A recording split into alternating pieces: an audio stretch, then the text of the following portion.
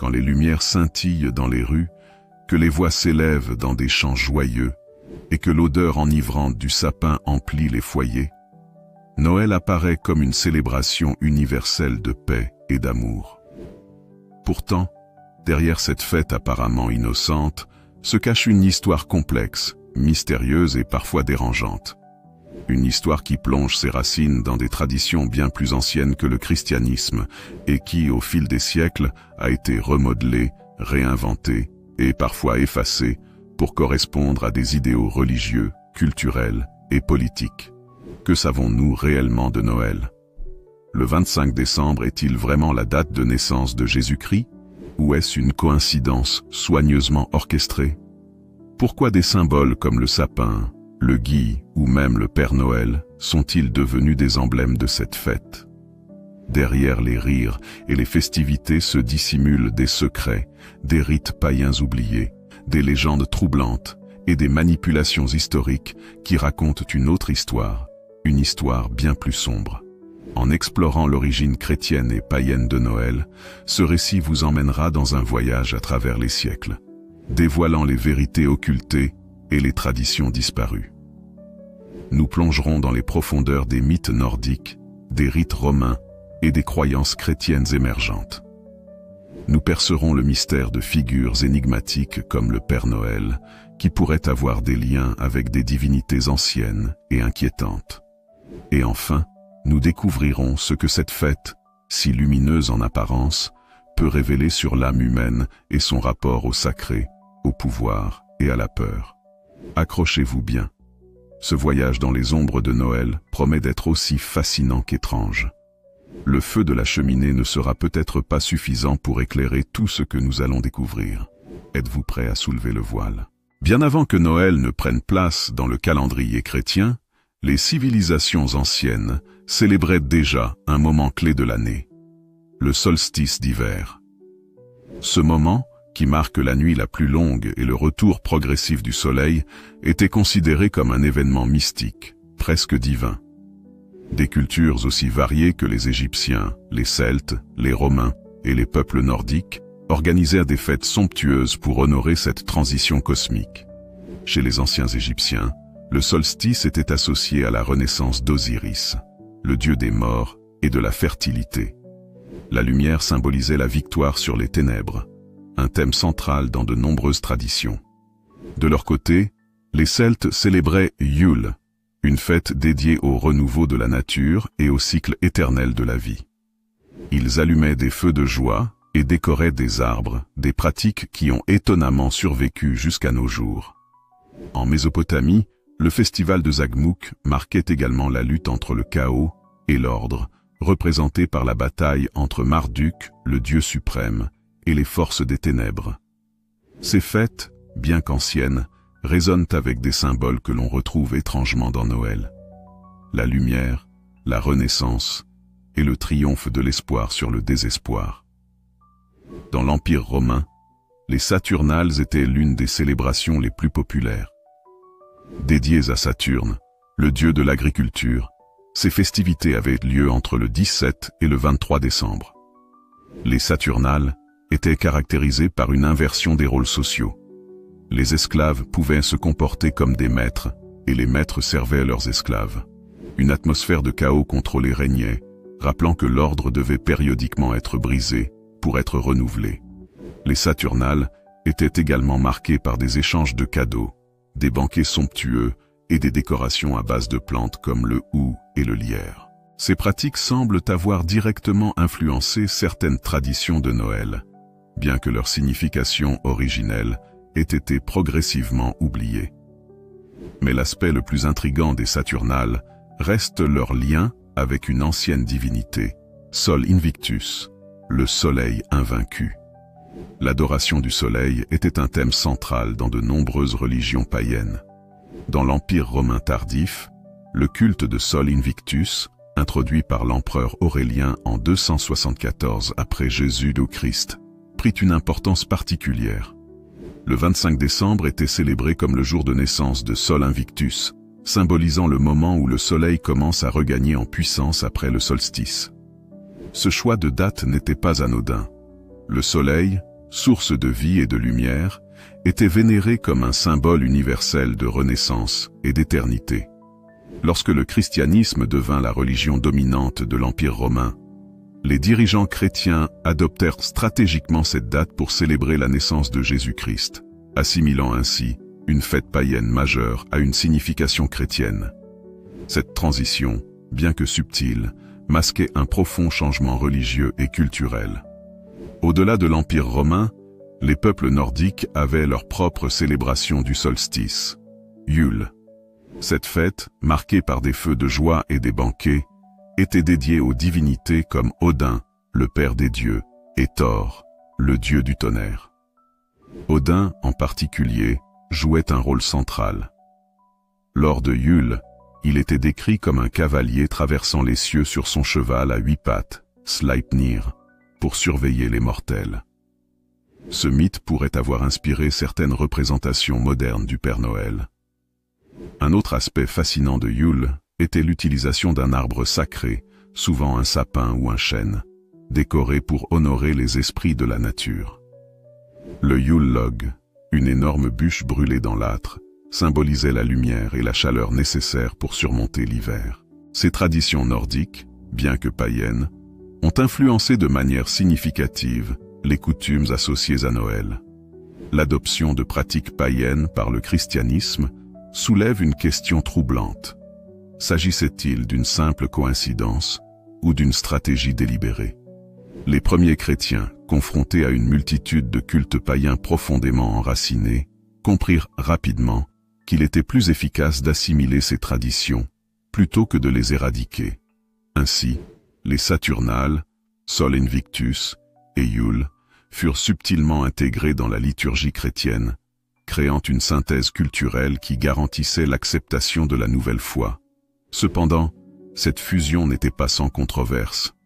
De nombreux penseurs chrétiens des premiers siècles, comme Tertullien, dénoncèrent ces influences païennes. Ils considéraient que ces pratiques dénaturaient le message pur du christianisme. Et pourtant, malgré ces critiques, la transformation était irréversible. En examinant les racines de Noël, il devient évident que cette fête n'est pas l'apanage exclusif du christianisme. Elle est le produit d'un mélange complexe de traditions païennes, de mythes anciens et de rituels religieux. Chaque couche d'histoire ajoute un nouveau mystère, une nouvelle dimension. Pourquoi ces symboles païens, comme le sapin ou la lumière, continuent-ils de résonner si puissamment aujourd'hui? Que révèle ce syncrétisme culturel sur la nature humaine et son besoin de célébrer, de croire et de se réinventer? Peut-être que, dans ces racines obscures, se cache la véritable essence de Noël. Un moment de réflexion, de renaissance et de connexion universelle. Dans les parties suivantes, nous plongerons plus profondément dans l'histoire et le symbolisme de cette fête, explorant des personnages mystérieux comme le Père Noël et des légendes terrifiantes comme ce L de Krampus. Mais pour l'instant, souvenons-nous que Noël, tel que nous le connaissons, est bien plus qu'une simple célébration. C'est un puzzle fascinant, où chaque pièce raconte une histoire ancienne, souvent oubliée, mais jamais entièrement effacée. Lorsque l'on évoque Noël, la naissance de Jésus-Christ est souvent considérée comme l'événement central. Pourtant, les évangiles eux-mêmes restent vagues sur la date réelle de cet événement. Aucun texte biblique ne mentionne précisément le 25 décembre comme le jour de la naissance de Jésus. Alors, pourquoi cette date a-t-elle été choisie? Les historiens s'accordent sur le fait que Jésus aurait probablement vu le jour au printemps ou à l'automne, en se basant sur les descriptions des bergers qui veillaient leurs troupeaux dans les champs, une activité peu probable en plein hiver. La fixation du 25 décembre n'arriva qu'au IVe siècle, sous l'empereur Constantin, lorsque le christianisme devint la religion officielle de l'Empire romain. Cette date coïncidait avec la célébration païenne de Sol Invictus, facilitant ainsi la transition culturelle entre les cultes païens et la nouvelle foi chrétienne. Ce choix n'était pas seulement pratique, mais aussi symbolique. Jésus, considéré comme la lumière du monde, trouvait un écho parfait dans la renaissance du soleil célébrée lors du solstice d'hiver.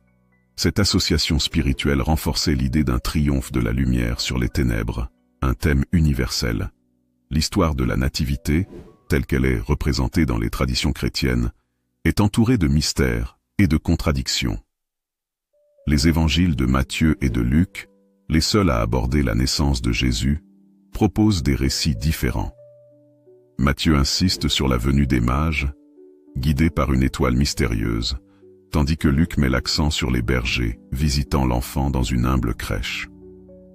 L'étoile de Bethléem, un des symboles les plus intrigants de la Nativité, soulève encore aujourd'hui de nombreuses questions. Était-ce un phénomène astronomique réel, comme une conjonction de planètes ou une supernova? Ou s'agit-il d'un ajout symbolique destiné à souligner la nature divine de Jésus?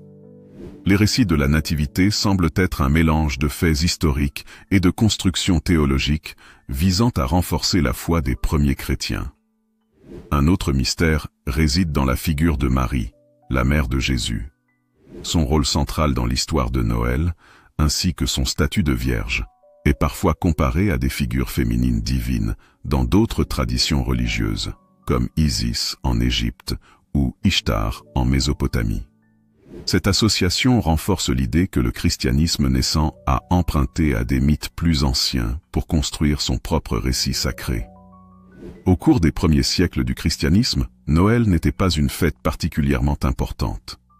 Les premiers chrétiens mettaient davantage l'accent sur la mort et la résurrection de Jésus que sur sa naissance. Ce n'est qu'au IVe siècle, avec la montée en puissance de l'Église, que la célébration de la Nativité commença à prendre de l'ampleur. Le pape Jules Ier est souvent crédité d'avoir institutionnalisé Noël comme une fête chrétienne en 336 après Jésus-Christ. Il s'agissait de fournir une alternative chrétienne aux fêtes païennes du solstice, tout en facilitant l'intégration des populations païennes dans l'Église. Cette période marqua également le début de nombreuses pratiques qui deviendraient des traditions de Noël, telles que les chants religieux et les processions. Cependant, l'adoption de ces traditions païennes n'était pas sans controverse. Des figures influentes de l'Église, comme Tertullien et Augustin, critiquaient ouvertement ces influences païennes, qu'ils considéraient comme une corruption du christianisme pur. Malgré cela, la fête de Noël continua d'évoluer, mélangeant de manière complexe spiritualité chrétienne et rites anciens. Le développement de Noël, en tant que fête chrétienne, donna naissance à une série de figures symboliques. Au-delà de Jésus et Marie, des personnages comme les anges, les mages et même Saint Nicolas commencèrent à jouer un rôle central dans les célébrations. Les anges.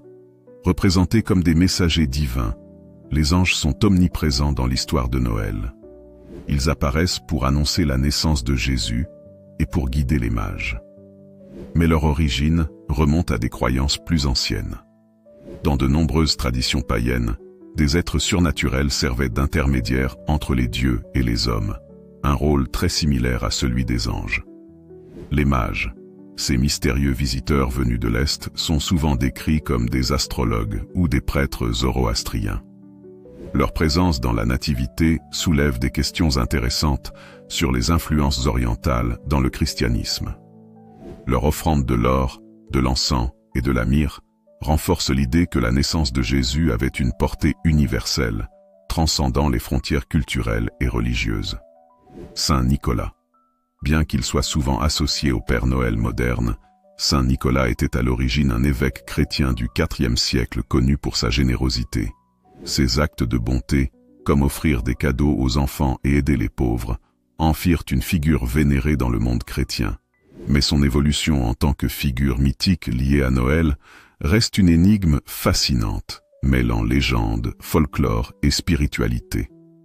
L'Église chrétienne fit preuve d'une grande souplesse dans son approche pour intégrer les traditions païennes. Plutôt que de tenter d'éradiquer ces pratiques, elle les adaptait en leur donnant une signification chrétienne. Par exemple, le sapin de Noël. Bien que cet arbre soit un symbole païen de fertilité et de renouveau, il fut adopté comme un symbole chrétien représentant l'arbre de vie ou la lumière divine. Le gui et le hou, ces plantes, associées à des rites païens de protection et de fertilité, furent intégrées dans les décorations chrétiennes, symbolisant la paix et la bénédiction. Les chants de Noël. Les chants religieux remplacèrent les anciennes chansons païennes, célébrant le solstice. Cependant, leur structure et leur tonalité rappelait souvent ces chants d'antan, préservant ainsi une continuité culturelle. À la fin du IVe siècle, Noël était fermement établi comme une fête chrétienne. Mais ses origines païennes demeuraient visibles sous la surface. Ce syncrétisme, bien qu'enrichissant sur le plan culturel, révèle également les tensions inhérentes à la coexistence de deux traditions spirituelles différentes. Dans cette transformation, Noël devint bien plus qu'une simple célébration religieuse. Elle devint un pont entre l'ancien et le nouveau monde, une preuve vivante de la capacité de l'humanité à évoluer tout en honorant son passé. Alors que nous continuons notre exploration dans les parties suivantes, nous découvrirons comment ces éléments anciens et chrétiens ont donné naissance à des légendes encore plus mystérieuses, comme celle du Père Noël et de ses origines occultes, ou encore les figures plus sombres comme Krampus. À mesure que nous avançons, les contours de Noël se feront plus nets, mais aussi plus troublants, révélant une fête bien différente de celle que nous pensions connaître. Pour comprendre le Père Noël tel que nous le connaissons aujourd'hui, il faut d'abord remonter à une figure historique. Saint Nicolas de Myre, un évêque chrétien du IVe siècle. Né dans l'actuelle Turquie, Nicolas était réputé pour sa générosité et sa bonté envers les pauvres et les enfants. Selon la légende, il aurait sauvé 3 jeunes filles de la pauvreté en glissant des bourses d'or dans leurs chaussettes suspendues près d'un foyer.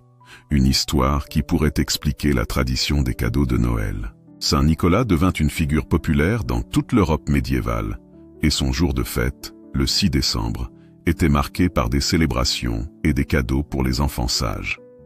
Cependant, à mesure que l'Église cherchait à rationaliser les fêtes religieuses, son rôle se transforma. En fusionnant les figures païennes et chrétiennes, Saint Nicolas évolua en une entité plus complexe.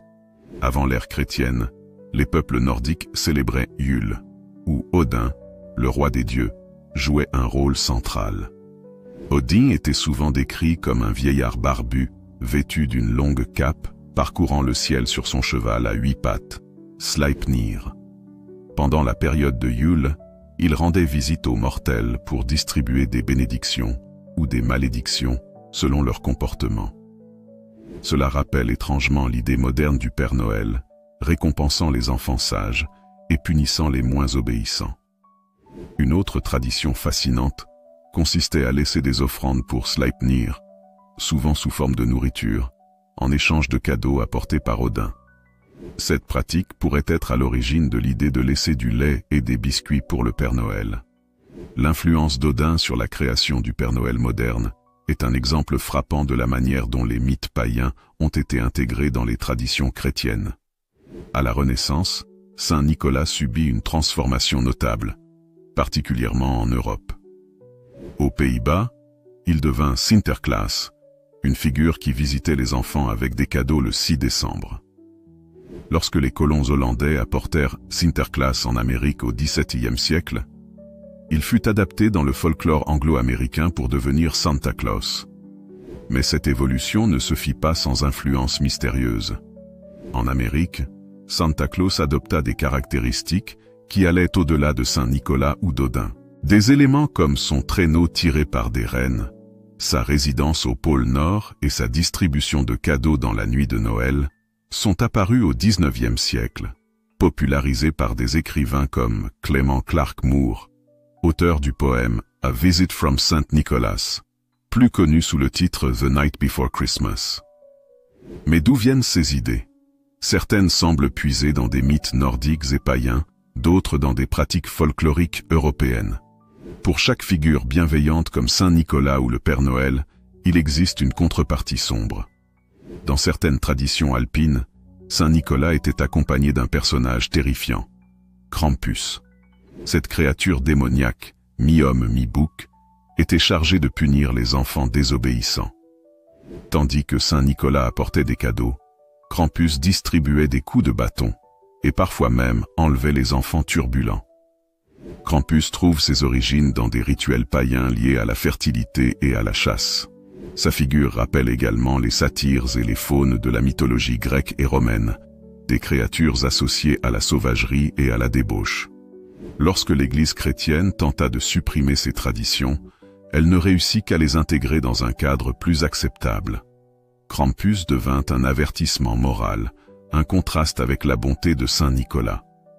Même aujourd'hui, des festivals comme le Krampuslauf, course des Krampus, en Autriche et en Allemagne, perpétuent cette tradition étrange et inquiétante.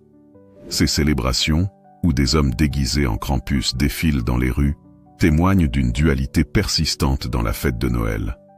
Une tension entre lumière et ténèbres, générosité et punition. Krampus n'est pas le seul personnage sinistre lié à Noël. En France et en Belgique, le père Fouettard joue un rôle similaire. Ce compagnon de Saint Nicolas est souvent décrit comme un homme sinistre vêtu de noir, portant un fouet ou une verge pour corriger les enfants méchants. En certaines versions de la légende, il aurait été un boucher qui kidnappait des enfants avant d'être contraint par Saint Nicolas à expier ses péchés en devenant son serviteur. De telles figures soulignent que, pendant des siècles, Noël n'était pas simplement une fête joyeuse. Elle était aussi un rappel des dangers et des peurs, une leçon morale destinée à guider le comportement des enfants et des adultes. Le Père Noël, tel qu'il est aujourd'hui, semble également enveloppé dans un symbolisme occulte. Sa ressemblance avec Odin, ses liens avec les traditions chamaniques, comme les champignons rouges et blancs consommés par les chamans sibériens, rappelant les couleurs traditionnelles du Père Noël, et son omniscience, il sait quand tu dors, il sait quand tu es éveillé, évoquent des thèmes spirituels et mystiques. Certains chercheurs ont suggéré que le mythe du Père Noël pourrait également être lié à des pratiques anciennes de transe et de voyages spirituels. Dans les traditions chamaniques sibériennes, par exemple, les chamans utilisaient des champignons amanites pour induire des états altérés et voyager dans le ciel, souvent en rapportant des visions et des messages divins. Le costume rouge et blanc du Père Noël pourrait être une réminiscence de ces rituels.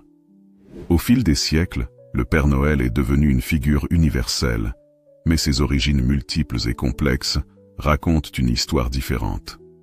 Il n'est pas simplement le vieil homme joyeux et bienveillant que nous connaissons aujourd'hui.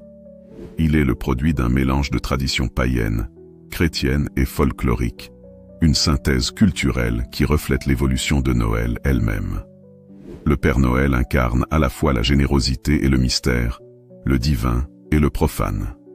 Mais ses origines occultes et ses liens avec des figures plus sombres comme Krampus ou le Père Fouettard rappellent que cette fête lumineuse a toujours eu une part d'ombre. Le sapin de Noël est sans doute l'un des symboles les plus reconnaissables de la fête, mais ses origines remontent bien avant l'ère chrétienne. Dans les traditions païennes, les arbres à feuillage persistant étaient vénérés pour leur capacité à survivre à l'hiver rigoureux, symbolisant la vie et le renouveau dans une période de mort apparente. Les Celtes et les druides utilisaient des branches d'arbres comme le houx, le lierre et les conifères dans leur rituel du solstice d'hiver. Ils croyaient que ces arbres portaient la bénédiction des dieux et protégeaient les maisons des esprits malveillants. Les Saturnales romaines, une fête païenne célébrée en décembre, incluaient la décoration des maisons avec des branches vertes pour honorer Saturne, le dieu de l'agriculture. Le culte de Yggdrasil, l'arbre-monde dans la mythologie nordique, pourrait également avoir influencé le symbolisme de l'arbre de Noël. Yggdrasil, qui reliait les 9 mondes, représentait l'éternité, la connaissance et la vie elle-même. Lorsque le christianisme adopta cette tradition, le sapin devint un symbole chrétien représentant l'arbre de vie du jardin d'Éden. Les lumières et les décorations qui l'accompagnent aujourd'hui évoquent à la fois les étoiles célestes et la promesse de lumière au milieu des ténèbres. Les décorations de Noël, qu'il s'agisse de boules, de guirlandes ou d'étoiles, possèdent elles aussi des racines anciennes et mystérieuses. Les pommes, dans certaines traditions païennes, les arbres étaient décorés de pommes pour célébrer la fertilité et l'abondance. Cette pratique est devenue la base des premières décorations de Noël, où des fruits ou des noix étaient suspendus aux branches. Les bougies, symbole universel de la lumière, les bougies étaient utilisées dans les rites solaires pour célébrer le retour de la lumière après le solstice d'hiver. Dans le contexte chrétien, Elle représente la lumière de Jésus-Christ illuminant le monde. L'étoile au sommet, traditionnellement associée à l'étoile de Bethléem qui guida les mages jusqu'à Jésus, elle pourrait aussi être liée à des symboles païens, comme l'étoile du matin, Vénus, un emblème de renouveau. Chaque élément décoratif que nous associons aujourd'hui à la fête de Noël porte un message sous-jacent, souvent lié à des croyances anciennes, des mythes ou des rituels oubliés. Deux plantes jouent un rôle central dans les décorations de Noël, le gui et le hou. Leur présence remonte à des traditions anciennes, et leur symbolisme mystique est profondément enraciné dans l'histoire. Le gui, sacré pour les druides, était considéré comme un don des dieux, capable de guérir les maladies et de protéger contre les mauvais esprits. Suspendre du gui dans une maison était un geste protecteur, et la coutume de s'embrasser dessous pourrait trouver ses origines dans des rituels de fertilité païens. Le hou, avec ses feuilles épineuses et ses baies rouges, était associé à la protection et à la régénération. Dans la mythologie celtique, il était lié au roi Hou, une figure représentant l'hiver, en opposition au roi chêne, symbole de l'été. Ces plantes, adoptées par les célébrations chrétiennes, conservent une aura mystérieuse. Elles sont à la fois décoratives et imprégnées d'une signification spirituelle profonde. Les couleurs traditionnelles de Noël, rouge, vert et blanc, ne sont pas choisies au hasard. Elles trouvent leurs origines dans des croyances symboliques anciennes. Le vert, symbole de la vie éternelle, il représente la résilience et l'espoir, particulièrement en hiver lorsque la nature semble morte. Le rouge, couleur du sang et du sacrifice, il évoque la passion, la vitalité et la protection. Dans le christianisme, il est souvent associé au sang du Christ, mais il était auparavant lié à des rituels païens de fertilité. Le blanc, emblème de la pureté et de la lumière, il symbolise également la neige et l'innocence, reliant Noël à la fois au divin et à la saison hivernale. Ces couleurs, bien que simples, sont porteuses d'une richesse symbolique, fusionnant des significations spirituelles et saisonnières. Les chants de Noël, ou cantiques, trouvent leurs racines dans des traditions musicales bien antérieures au christianisme. Avant les hymnes religieux, les populations païennes chantaient pour célébrer le solstice d'hiver, invoquant les dieux pour la fertilité et la protection. Les Wassailing Songs en Angleterre médiévale, par exemple, étaient des chansons païennes dédiées à la bénédiction des récoltes et des maisons. Ces chants furent christianisés au fil du temps, tout en conservant leur structure rythmique et mélodique. Certaines mélodies modernes de Noël pourraient avoir des échos de ces anciens rituels. Par exemple, des hymnes comme « The Holly and the Ivy » mélangent clairement des symboles chrétiens et païens. Chanter à Noël, bien qu'associé à des moments joyeux, porte également une trace de pratique magique, où la voix humaine était vue comme un outil pour invoquer des forces surnaturelles.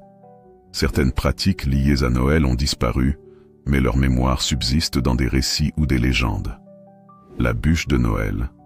Avant de devenir un dessert moderne, la bûche de Noël était un véritable tronc d'arbre brûlé dans l'âtre, un rituel païen destiné à chasser les mauvais esprits et à assurer la prospérité. Chaque étincelle produite lors de la combustion était censée représenter une bénédiction pour l'année à venir. Les 12 jours de Noël, cette période, qui s'étend du 25 décembre au 6 janvier, Épiphanie, est marquée par des superstitions et des rituels anciens.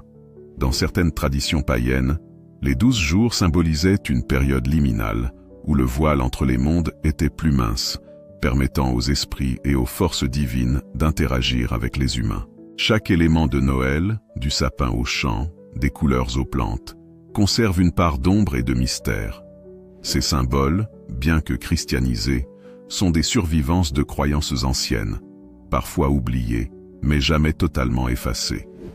Alors que nous approchons de la fin de cette exploration, une question demeure. Que signifient ces symboles pour nous aujourd'hui? Nous examinerons également comment ces traditions sont perçues à l'ère moderne et leur influence sur la culture contemporaine.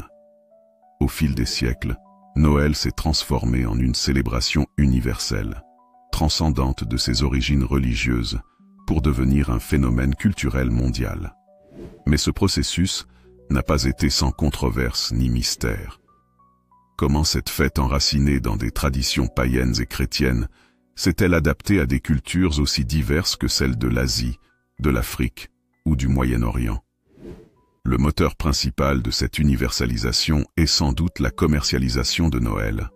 À partir du XIXe siècle, les grandes entreprises ont vu le potentiel de la fête pour stimuler la consommation. Des figures comme le Père Noël, popularisées par la publicité, notamment par Coca-Cola dans les années 1930, ont contribué à la diffusion d'une image standardisée de Noël, déconnectée de ses racines spirituelles. Pourtant, derrière cette universalité, les traces des anciennes traditions persistent. Les célébrations modernes de Noël, bien qu'adaptées aux sensibilités locales, continuent d'incorporer des éléments comme les décorations lumineuses, les cadeaux et les festins, des pratiques issues des rituels du solstice d'hiver. L'une des controverses majeures entourant Noël à l'ère moderne est sa déchristianisation. Dans de nombreux pays, Noël est célébré davantage comme une fête familiale et commerciale que comme une célébration religieuse. Cette évolution a suscité des débats parmi les communautés chrétiennes, qui déplorent la perte de la signification spirituelle de la fête. Paradoxalement, cette déchristianisation a également permis un retour aux origines païennes. Des pratiques comme le retour aux célébrations du solstice, l'utilisation de symboles naturels ou l'exploration des légendes comme celle de Krampus témoignent d'un intérêt croissant pour les racines anciennes de Noël. Certaines cultures adoptent aussi un mélange des traditions locales avec celles importées d'Occident. En Asie, par exemple, Noël est souvent célébré comme une fête romantique ou amicale, avec des lumières et des cadeaux, mais sans connotation religieuse. Cette hybridation reflète la manière dont Noël continue d'évoluer, absorbant des influences tout en conservant une part de mystère. À l'ère contemporaine, Noël n'est plus seulement une fête religieuse ou culturelle. Elle est devenue un moment de réflexion, d'introspection et parfois de tension. Pour beaucoup, cette période est associée à une pression sociale et économique intense, à des attentes élevées et à des sentiments de solitude ou de nostalgie. Le consumérisme.